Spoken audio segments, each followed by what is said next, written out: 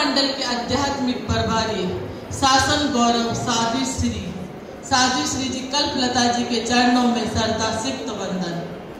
अखिल भारतीय तेरापंथ महिला मंडल की महामंत्री नीतू जी, पूर्व महामंत्री बीना जी और आंध्रा की प्रभारी भी हैं आप, और हमारे हैदराबाद की कर्मठ अध्यक्ष और कविता जी आछा जो हमारे महिला मंडल की कार्यकारिणी की सदस्य भी है। आपकी कर्मजा शक्ति देखकर अखिल भारतीय ने आपका चयन किया। आपका मैं हार्दिक स्वागत अभिनंदन करती हूँ। आपकी धरा पर भी आपका हार्दिक स्वागत अभिनंदन अखिल भारतीय महिला मंडल की ओर से। मंत्री सुशीला जी मोदी, उनका भी मैं स्वागत अभिनंदन करती हूँ।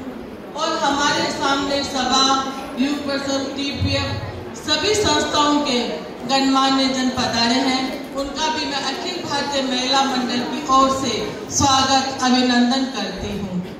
अब बारी है हमारी केसरिया शक्ति, जिनके बदौलत अखिल भारतीय तेरापंथ महिला मंडल अपना परचम फहराती है, अपने हर कार्य को अंजाम देती है। तो केसरिया शक्ति का हार्दिक स्वागत अभिनंदन करती हूँ।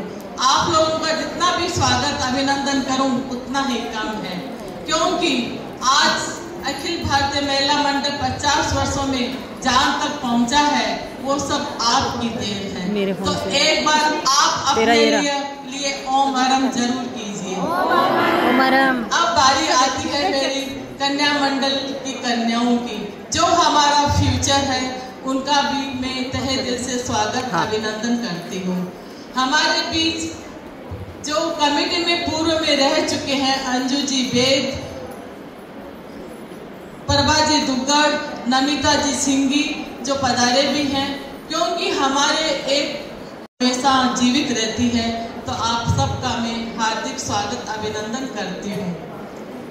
हैदराबाद जब अध्यक्ष पद लिया तब से प्रोग्राम बन रहा था। जब मंगल प्रभा जी का चातुर्मास था, उसके बाद में शिवमाला जी का था, तब से प्रोग्राम बन रहा था, किंतु प्रोग्राम कभी सेट ही नहीं हुआ, कभी कुछ न कुछ प्रॉब्लम आ रही थी। इस बार फिर जाकर अभी सेट हुआ है, किंतु हमारे कविता जी आछा और सुशीला जी मोदी और उनकी टीम भी बड़ी स्मार्ट है। कार्यशाला के साथ साथ उन्होंने काफी प्रोग्राम भी रख लिए। सुबह हम लोग बेंच का उद्घाटन करके आए, उसके बाद फिजियोथेरेपी में विजिट किया। ये देखकर बहुत खुशी हुई कि फिजियोथेरेपी सेंटर यहाँ बहुत सुचारू रूप से चल रहा है और उसका सही ढंग से कार्य हो रहा है। कई जगह कम भी चलता है, किंतु यहाँ एकदम व्यवस्थित चल रहा है। ये देखकर बहुत खुशी हुई। तो मैं कविता जी आछा और उनकी टीम को बहुत बहुत बधाई देती हूँ। और अभी इन्होंने क्रश मशीन का इनॉग्रेशन करवाया, उसके लिए भी बहुत बहुत बधाई देती हूँ, क्योंकि ये फिजियोथेरेपी सेंटर, बेंच और बॉटल क्रश मशीन हमारे स्थायी प्रोजेक्ट है। जब मैंने दायित्व लिया तो सोचा था कि वही कार्य क्षेत्र करें, हर क्षेत्र को वही बोलते हैं कि वही कार्य करें जहाँ आवश्यकता हो। ऐसे नहीं कि मूल्यांकन की दौड़ में आप हर कोई कार्य कर लो, फिर वो कार्य आपका सुचारू रूप से चले नहीं।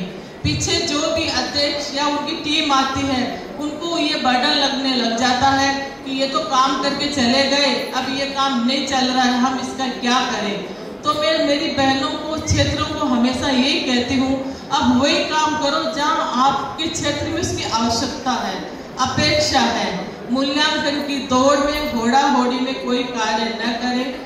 तो इसलिए ये मेरे को देखकर भी अच्छा लगा कि यहाँ पर क्रश मशीन का उद्घाटन इन्होंने पहले कर लिया था और यहाँ पर प्रॉपर चल भी रही है तेरापंथ भवन में। अब आगे कैसे होगा पता नहीं, किंतु मैं कविता जी को यही कहना चाहती हूँ कि इसकी एक संयोजिका नियुक्त करें और इस कार्य को कैसे चल रहा है इसकी पूरी रिपोर्ट आप, इसकी संयोजिका है अलका जी बेट, उसको बराबर भेजें। और मैं हैदराबाद पहले भी आ चुकी हूँ, किंतु कार्यशाला के रूप में फर्स्ट टाइम आई हूँ। और आज हमारी जो प्रबुद्ध बहनें यहाँ आने वाली है, अरोमा सिंह जी ठाकुर, वी श्यामला जी सिंगम, राजकुमारी जी श्रीमान, निर्मला जी बंसाली, सुनीता जी बागरिया, उनका भी मैं हार्दिक स्वागत अभिनंदन करती हूँ।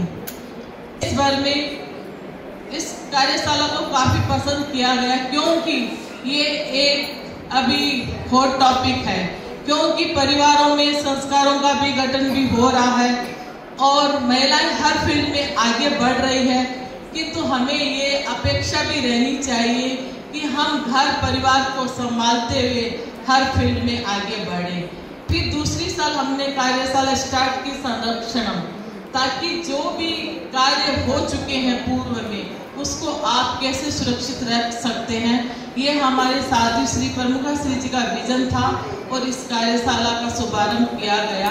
और एक कार्यशाला करते हैं परिवर्तनमान, तो ये हमारी प्रबुद्ध महिलाओं के लिए है।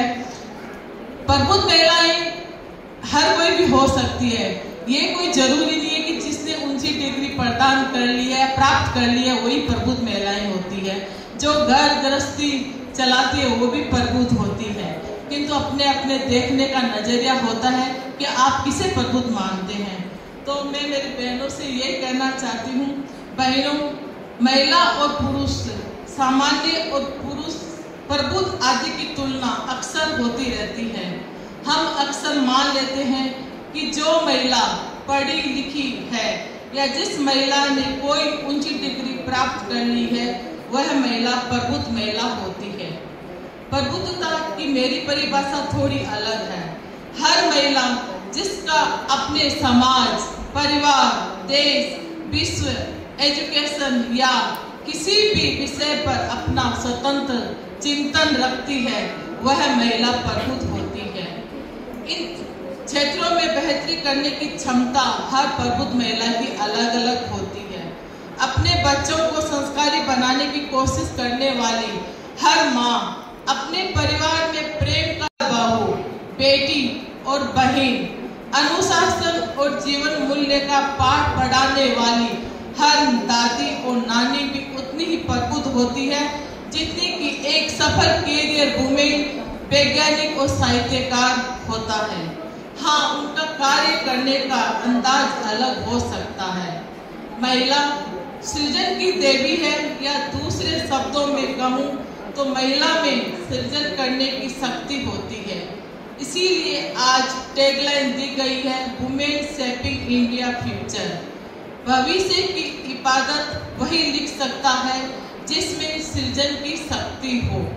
न केवल इंडिया बल्कि पूरे विश्व का भविष्य कैसा होगा, क्या सेप लेगा, ये इस बात पर निर्भर करता है कि नारी शक्ति किस रूप में और कैसे अपनी शक्ति का नियोजन करती है। महिला शक्ति के सक्रिय योगदान के बिना भारत का विकास अधूरा है। मुझे प्रसन्नता है कि महिला शक्ति आज हर दृष्टि में सक्षम है और हर क्षेत्र में सक्रिय भी है। इसके लिए हमें शक्तिशाली के साथ साथ संयमशील बनना होगा, स्वावलंबी के साथ परिवारगामी बनना होगा, आधुनिक के साथ संस्कारी भी बनना होगा तथा एक सक्सेसफुल वुमेन के साथ साथ परफेक्ट वुमेन भी बनना होगा। किसी एक की उपेक्षा करके न तो हम स्वयं का विकास कर सकते हैं, न समाज का विकास कर सकते हैं, न राष्ट्र का विकास कर सकते हैं। सही मायनों में चाहे आप कोई भी फील्ड में बढ़ो, किंतु अपने संस्कार, अपनी मर्यादा के साथ बढ़ो तो अच्छा भी लगता है और आपको एक ऊंची निगाह से भी देखा जाता है कि ये हर फील्ड में इतनी आगे है, फिर भी देखो इस महिला में कितनी मर्यादा है, कितना अनुशासन है। तो इस बात का महिलाएं विशेष ध्यान रखें। अंत में यही बात कहना चाहती हूँ, माँ बहन पत्नी, माँ बहन पत्नी बहन हर किरदार बखूबी से निभाती हो, तुम सब कुछ मुमकिन कर जाती हो। लोग कहते हैं तुमसे हो घर जैसा आराम कहाँ होंगे। तुम हंसती हो तो जमाने किस बात पर तब, और समाज को आईना बदल कर दिखाती हो तुम सब कुछ मुमकिन कर जाती हो। जो कहते हैं महिलाएं उलझ जाती है गणित के सवालों में, तुम तब शकुंतला बन जाती हो। जो कहते हैं तुमसे कि नहीं लड़ सकती ये दुश्मनों से, तुम तब झांसी की रानी नजर आती हो। जो कहते हैं तुमसे कि पेट और बल्ला कहाँ तुम्हारे हैं खेल, उनके सामने तुम क्या नजर आती हो? मिताली राज नजर आती हो। जो कहते हैं जमीन पर रहो, ज्यादा उड़ने के ख्वाब मत देखो, तुम उनके सामने गुंजन सक्सेना बन जाती हो। तुम हर किरदार में सफल नजर आती हो, तुम सब कुछ मुमकिन कर जाती हो। तुम आजाद होती हो तो उड़ती हुई पंछी नजर आती हो, तुम सब कुछ मुमकिन कर जाती हो। तुम खुद के लिए लड़ती हो और आवाज उठाती हो तो लगता है क्रांति तुम्ही से जन्मी है। तुम कितनी खास हो, तुम कितनी खास हो, तुम्हें ये एहसास भी नहीं है। तुमसे ये दुनिया है, तुमसे ये जमीन है। सुनो, तुम तूफान से तेज गाड़ियां चलाती हो और उतनी ही बेखूबी से तुम घर को भी चलाती हो।